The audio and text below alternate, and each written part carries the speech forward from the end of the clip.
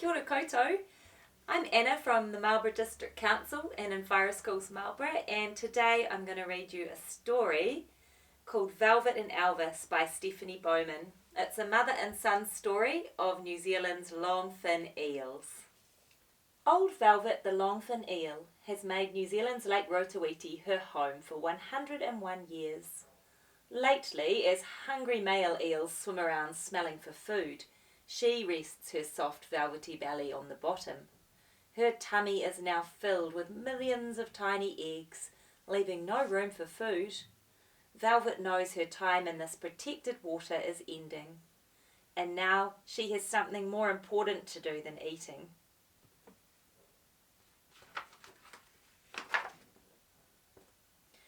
On sunny days, Velvet and the other eels visit the warm shallows under a wooden jetty. Sometimes there are footsteps above them and little hands that dip into the water. The eels are curious but scared of these strange things.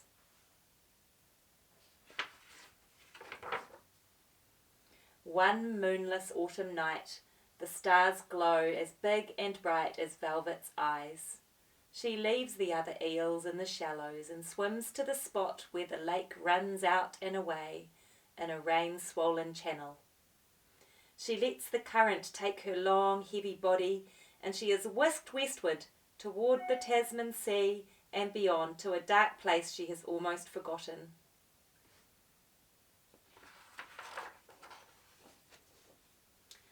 On her months-long journey down the Buller River, Velvet is challenged by many changes in the water since she was a little eel swimming upstream. She worries that her own young will encounter things that are now too big and too dangerous when they migrate back up to the lakes.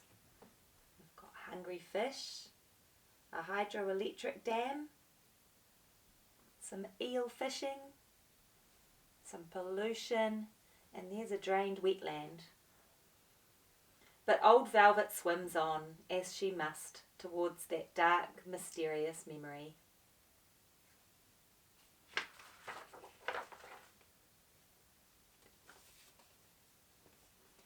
As she reaches the river's end and nears the Tasman Sea, the water becomes salty. Velvet is excited. Further and further and deeper into the sea she moves, far, far from her home in New Zealand. One night, a strange but familiar black nothingness appears under her. The ocean floor drops away. Velvet has reached the edge of the Tonga Trench.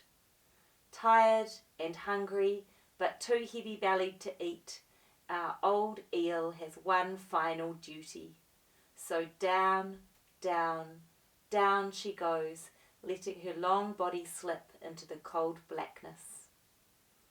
Deep within the trench, male eels spread their milk while Velvet and the other females finally release their millions of eggs. They sparkle and swirl together like galaxies of stars. Velvet swims off and wonders how many of her babies will make it back to her home in the high, bright lakes.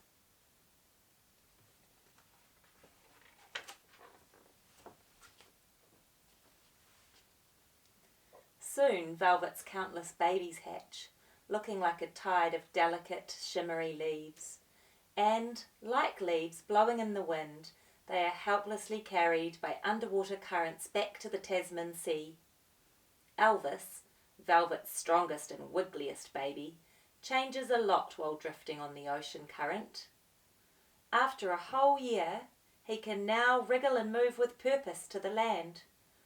One warm night, Elvis and the other surviving Elvis bunch up together and begin their upstream journey. The little eels will be much older when they get back to the lakes of their parents, if they make it.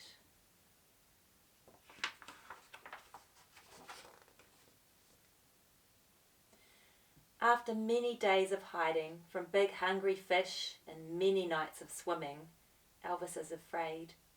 The water has been drained away. Some other Elvis give up, but Elvis strains his long muscles, snakes himself over the dry sand and rocks, and breathes through his skin. But he needs to find water again.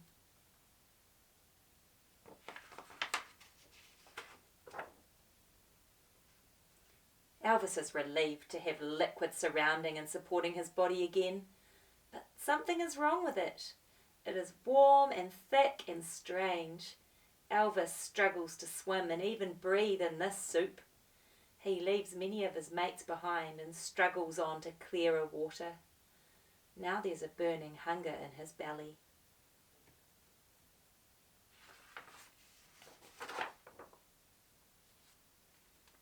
Finally, clear water and the irresistible smell of food. Lots of eels sense meat deep inside weird woven tunnels. They swim into them. They do not swim back out. But Elvis is safe because he chases after the fat leggy larvae dancing in the water.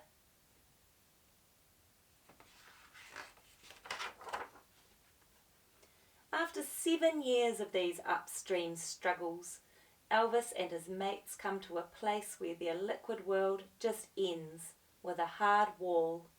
Many eels try to climb its smooth surface, but it is too high. Strange, hungry fish wait below with ready jaws. Suddenly, human hands surround Elvis, and he's afraid. But soon, however, he is released into calm water spreading in all directions. Elvis has made it to a mountain lake. His long, hard journey has made him a strong and smart longfin eel. In 50 years, he hopes to make the downstream journey like his mother Velvet did. But these amazing eels of New Zealand must be protected if Elvis and his babies are to survive. See you next time.